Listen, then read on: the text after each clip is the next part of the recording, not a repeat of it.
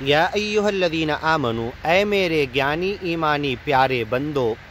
ان تطیعوا الذین کفروا، اگر دکھ تکلیف مصیبت گیان کے راستے میں جو مل رہی، اس وجہ سے تم جا کر اگیانی لوگوں کے پیچھے لگ جاؤ گے، ان کی اطاعت کرو گے، یردوکم، تو تمہیں پلٹا دیں گے، لوٹا دیں گے، الٹے پیروں اگیان کی طرف کھینچ لیں گے، علی اعقابکم، تمہاری کمر سے پیچھے سے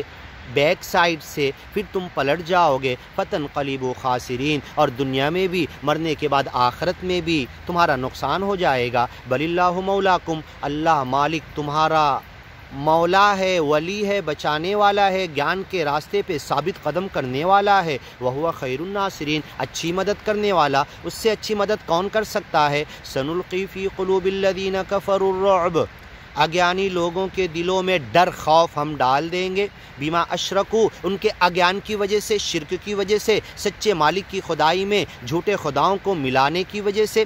باللہ ما لم ينزل به سلطانہ، اللہ کے ساتھ ان خداؤں کو ملاؤ کوئی دلیل موجود نہیں ہے، ومأواہم النار، ان کا ٹھکانہ جہنم ہے، وبئس مثوى الظالمین، بہت برا ٹھکانہ، وَلَقَدْ صَدَقَكُمُ اللَّهُ وَعْدَهُ، اللہ نے اپنے وعدے کو دنیا میں بھی سچ کر دکھایا، اور شیطان وعدکم وعد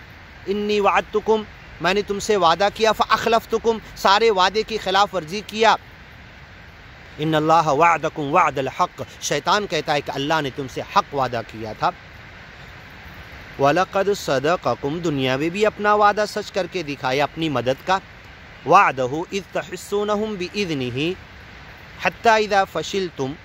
آگے کی ویڈیو میں سنیے،